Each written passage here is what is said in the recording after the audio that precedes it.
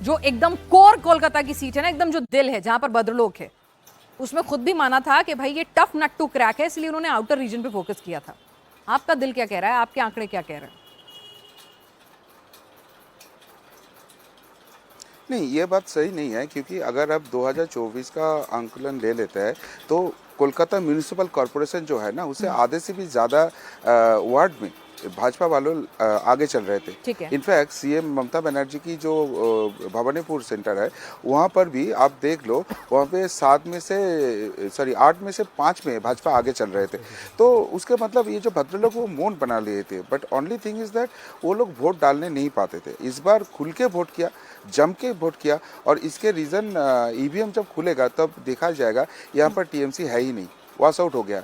यहाँ पर बस 3 ही सीट है जहाँ पर मुस्लिम पॉपुलेशन ज़्यादा है, जहाँ पर टीएमसी को मैं ढूंढ के उसको मिल रहा है। बाकी जगह में पूरा भाजपा के ही नाम बढ़ा रहा है।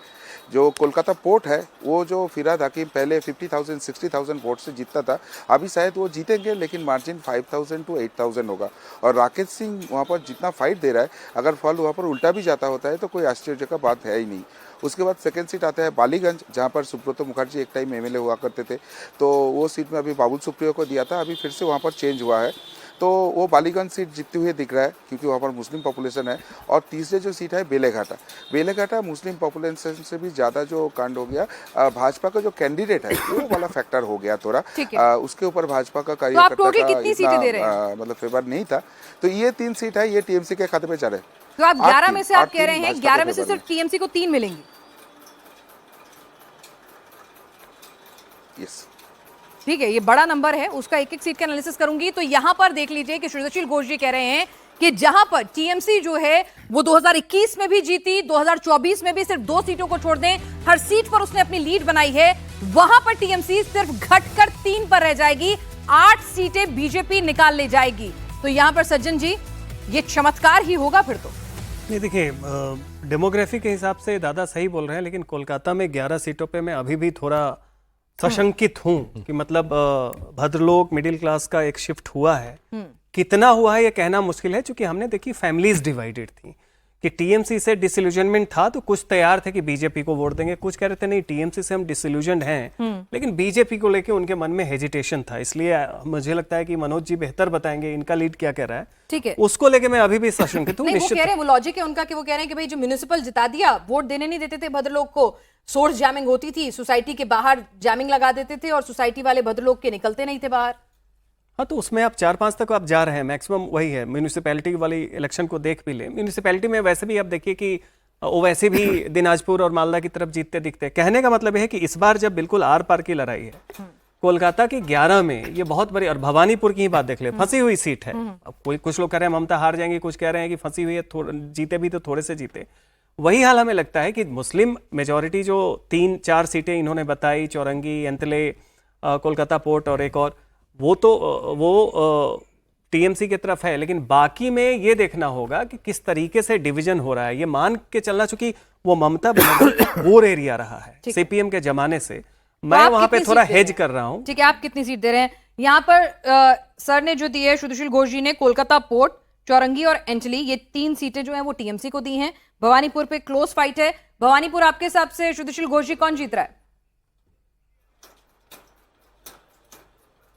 भवानीपुर में शुभेंदु दादा जीत रहा है। मैं जो 3 सीट बोल रहा हूँ, कोलकाता पोर्ट, बालीगंज और बेलेघाटा। अच्छा, बालीगंज और बेलेघाटा, सॉरी, ठीक है, बाकी बालीगंज और बेलेघाटा होगा। ठीक है, यहाँ पर चौरंगी और एंटली भी आप, बेलेघाटा, चौरंगी और एंटली भाजपा के लिए आ रहा है। ठीक है, भाजपा के लिए आ रहा है। ठीक है, ये तो बड़ी बात है। चौरंगी बिल्कुल एकदम कोर भद्रलोक, एकदम जिसे कहते हैं ना, एकदम परंपरागत बंगाली वहां पर रहते हैं, जो दशकों से वहां पर रहते आए हैं, और वो अलग तरह का बंगाली मानुष का, उनकी अस्मिता, एक अलग प्राइड है उसमें। सर, चौरंगी मेरे में भी आ रही है, और मेरा भी आ रही है। हाँ, और मेरे हिसाब से 7-4 का रेशियो रहेगा। 7 बीजेपी रहेगी और 4 टीएमसी रहेगी।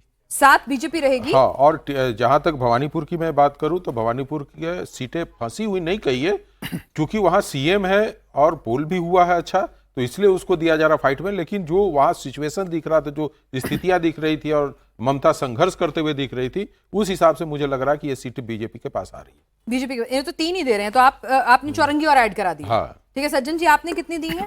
नहीं, मैं अभी दे नहीं रहा, मैं उस पर हेज कर रहा हूँ, क्योंकि मुझे अभी भी जो मिडिल क्लास बंगाली है उनका शिफ्ट बीजेपी की तरफ हुआ है। ठीक है, पर वो डिवाइडेड फैमिली थी, उसका क्या नतीजा निकलेगा। बीजेपी की सीटें जरूर बढ़ेंगी, लेकिन बड़ा मुश्किल है कहना, क्योंकि हमने कोई क्वांटिटेटिव सर्वे नहीं किया। ठीक है, लेकिन सीटें बढ़ेंगी आप भी कह रहे हैं, मतलब बिल्कुल, 11 जीरो है, वो जीरो का फिगर जो है वो बढ़ेगा, ये तो तय है। बिल्कुल बिल्कुल। और आपको एक बात बता दें, यहीं से कलकत्ता नहीं पूरे बंगाल का मूड को भी समझने में बड़ा आसानी हुई है। ठीक है, जब हम लोग सर्वे करने गए थे तो ये हम लोगों की कोशिश थी कि चूंकि ये कोर वोट जो थे, जो बंगाली थे, अभद्र लोग की जिसकी बात की कहे थे, इनको समझना बहुत जरूरी था कि इस बार ये क्या सोच रहे ठीक हैं। है। जब इसका आप पूरी तरह से एनालिसिस कर लेंगे तभी पूरे बंगाल को समझ पाती कि कैसे होगा, क्योंकि यहीं से एक मैसेज आना था और मुझे लग रहा है कि इस पर मैसेज गया है। मैसेज गया है। सौरकमल दत्ता जी, यहाँ पर अभी देखें तो यहाँ पर सर कह रहे हैं मैं कुछ नहीं कह सकता हूँ, थोड़ा सेफ प्ले करेंगे। एडवांटेज दिख रहा है, लेकिन इतना एडवांटेज हो जाएगा कि ये नंबर 7-4 की तरह से कन्वर्ट हो जाएगा, ये उन्हें नहीं लग रहा। आपका क्या कहना? पिनास, जैसे मैंने थोड़ी देर पहले कहा था कि भद्रलोक थोड़ा अभद्र हो गया है इस बार, और शुद्धशील समझ सकते होंगे और शायद मेरे बातों से इत्तेफाक रखेंगे कि जब हम लोग भद्रलोक बोलते हैं, 2 तरह के भद्रलोक के बारे में बात करते हैं। एक तो है कि शांति निकेतन भद्रलोक, दूसरा है ड्राइंग रूम नंदन वाला भद्रलोक, और कलकत्ता का समाज यही दोनों भद्रलोक से भरा हुआ है। तो मैं कहता हूं, मेरा मानना है कि चौरंगी का जो सीट है वो मैं टीएमसी को ऐड कर रहा हूं। ठीक है। और उसके साथ साथ मुझे लगता है कि भवानीपुर की जो सीट है वो नंदीग्राम पार्ट 2 होने वाला है। ठीक है।